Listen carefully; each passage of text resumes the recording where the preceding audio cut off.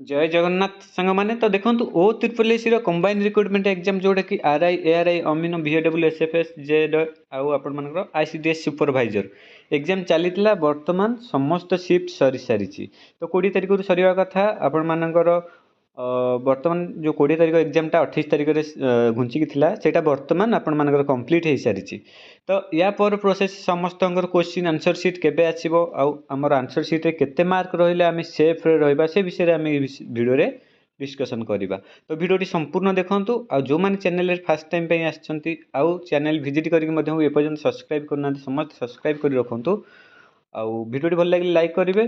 चलंतु start करिबा। तो देखो सबकि डिटेल्स अपडेट आपण मैंने ये चैनल माध्यम पाइबे से आउ थे कही रखुच्छी चैनल टाक सब्सक्राइब कर रखि था। ओके फास्ट आम कथा हवा आंसर सीट केबे आसीबो। तो ओ ट्रिपल एसी ऑनलाइन एग्जाम रो पूर्व डाटा बा हिस्ट्री अनुसार एग्जाम सरिबार 7 दिन रु 10 दिन भितर आपण मानकर आंसर की आसे। बर्तमान यार भी सेम प्रोसेस आम आशा करिबा जोटा कि आपण मानकर से मंगलवार बुधवार आपण मानकर आंसर की आसीजिव निश्चिंत भाव में बुधवार भितर आपण मानकर आसीबो। ये जो आपण मानकर आज सोमवार जो काली पहर दिन यहाँ नुह नेक्स्ट वीक मंगलवार ना बुधवार आपण मानकर आंसर सीट आपण माने देखिया पई पाइबे। तो मेन टॉपिक ऊपर जीवा एबे आंसर सीट रे केते स्कोर बा आपण मानक मन जोटा थाए कट ऑफ सेफ स्कोर तो केते आपण मानक टार्गेट करबो। तो आमर आंसर सीट रे केते रहिबा दरकार जो थरे कि आमे आश्वस्ति भाबिबा कि हाँ आमर हेई पारे। तो से विषय आमे डिस्कशन करिबा। तो देखंतु एटा हला पूर्व डाटा जोटा कि आपण मानकर प्रीवियस ईयर रो आउ एबे जोटा रहिछि मु बुझी रखुछि आपण मानकु। तो देखंतु पूर्व वर्ष रे आपण मानकर तो र स्कोर जहार थिला जो आमर जाइथिला पूर्व वर्ष मीन्स आमर जो प्रीलिम एग्जाम पूर्व थरक हेतिला ता देर मेन जो माने क्वालिफाई करिथिले ता देर जो मानकर र स्कोर 56 रु 71 थिला से माने माने क्वालिफाई करछंती जोटा कि बुझी पारथिबे आपण मानकर 56 थिला नॉर्मल मे बी एसटी हेई थाई पारंती। ओके तो 71 जनरल भी अछंती। तो ए भीतर आपण मानकर र स्कोर कट ऑफ जाइथिला तापरे तांकर नॉर्मलाइजेशन पर आपण मानकर 80 रु 88 आपण मान जानछंती यूआर आपण मानकर 88 पॉइंट समथिंग जाइथिला। ओके नॉर्मलाइजेशन पर आउ एसटी आपण मानकर 80 पॉइंट कि 79 समथिंग जाइथिला। तो नॉर्मलाइजेशन पर आपण मान जाइथिला जेहेतु पूर्व थरक बहुत सारा आपण मानकर जो नॉर्मलाइजेशन मार्क बढ़ी थिला तो स्कोरटा आपण मानकर ए जगह रे पहुंचिला जदि बा एते न बढ़ी थांता मे बी एटा बहुत कम रही थांता मे बी 75 रु 81 रही थांता। ओके तो एटा थिला तार प्रोसेसटा पूर्व जो आपण मानकर प्रीलिम एग्जाम रो जो कट ऑफ टा। ओके तो वर्तमान आमे देखिबा केते आपण मानकर जाई पारे। तो देखंतु एटा मु आपण मानको एटा ऑफिशियल नुह मु आपण मानको एनालिसिस करी कहूची। देखंतु र स्कोर जदी आपण मानकर सर्वनिम्न 55 आउ आपण मानकर जोटा कि आपण मानकर एसटी आउ आपण मानकर यूआर 70 तो या भीतर रहउची आपण मानकर मैक्सिमम चांस अछि सेफ रहबा पई आपण मान स्किल टेस्ट को जिबा पई। तो देखंतु एमिति नुह कि आपण मानकर 70 माने 70 जनरल 70 नुह आपण मानकर देखंतु सेटा आपण मानकर शिफ्ट अनुसार आपण मानकर करी हबो जोटा कि आपण मानकर जदी किछिटा शिफ्ट अछि जो क्वेश्चन एनालिसिस भितर जहाँ भी जना पड़ी किछिटा शिफ्ट अछि आपण मानकर बहुत हार्ड थिला जो थरे कि आपण मानकर यूआर भी 70 तळे आपण मानकर सिलेक्शन हेई परिबो।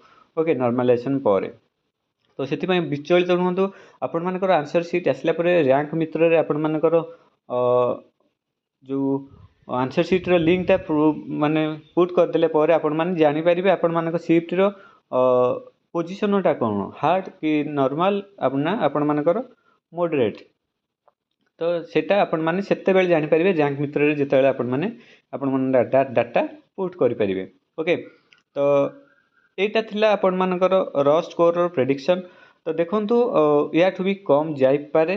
ओके तो मते लागुची एतिकी भितरे ही आपण मानकर रहइबो जोटा कि एससी एसटी पिलांकर 55 आउ यूआर पिलांकर आपण मानकर 68 70 ए भितर आपण मानकर कट ऑफ जाई परिबो। आफ्टर नॉर्मलाइजेशन आपण मानकर बॉडी कि आपण मानकर एटा 77 रु 85 ହେଇପାରିବ। ତ ଏଇଟା ଆମେ ଦେଖନ୍ତୁ ଏଇଟା ପୂର୍ବ ଡାଟା ଅନୁସାରେ ନର୍ମାଲାଇଜେସନ୍ କରିଛି, ଯେହେତୁ ପୂର୍ବ ଡାଟାରେ ବହୁତ ସାରା ନର୍ମାଲାଇଜେସନ୍ ବଢ଼ିଥିଲା, ତ ବର୍ତ୍ତମାନ ଏତେ ନ ବଢ଼ିଲେ ମଧ୍ୟ ବି ଆହୁରି କମ୍ ବି ବଢ଼ିପାରେ। ତ ଆପଣମାନଙ୍କ ମନରେ କୋଶ୍ଚିନ୍ କି ନାହିଁ ଏତେ କମ୍ ଯିବନି, ମୁଁ ବି ଆପଣମାନଙ୍କ ମତରେ ସହମତ, ଏତେ କମ୍ ଯିବନି, କିନ୍ତୁ କାହିଁକି ଯିବନି ରିଜନ୍ କ'ଣ? ଆମେ ତ 5ଟା ପିଲାଙ୍କର ମାନେ 5ଟା ଯେଉଁ ଟ୍ୟାଲେଣ୍ଟ ପିଲାଙ୍କୁ ଦେଖିକିରି ତ 5 ଲକ୍ଷ ପିଲାଙ୍କୁ ଜଜ୍ କରିପାରିବାନି ନା। ତ ସେଥିପାଇଁ ଆପଣମାନେ ବ୍ୟସ୍ତ ହୁଅନ୍ତୁନି, ଭଲ ପିଲା ଅଛନ୍ତି, ଏମିତି ଅଛନ୍ତି ଆପଣମାନେ ଜାଣିଛନ୍ତି ପିଲା ବି ବହୁତ ସାରା ପିଲା ବି ମାନେ 0 ତଳେ ନମ୍ବର ରଖିଥିବେ, ମାନେ ମାଇନସ୍ରେ ଥିବେ। ଓକେ, ତ ବହୁତ କାଟାଗୋରୀ ଭେରାଇଟିର ପିଲା ଅଛନ୍ତି ଯେଉଁ ଏକ୍ଜାମ୍ ଦେଇଛନ୍ତି।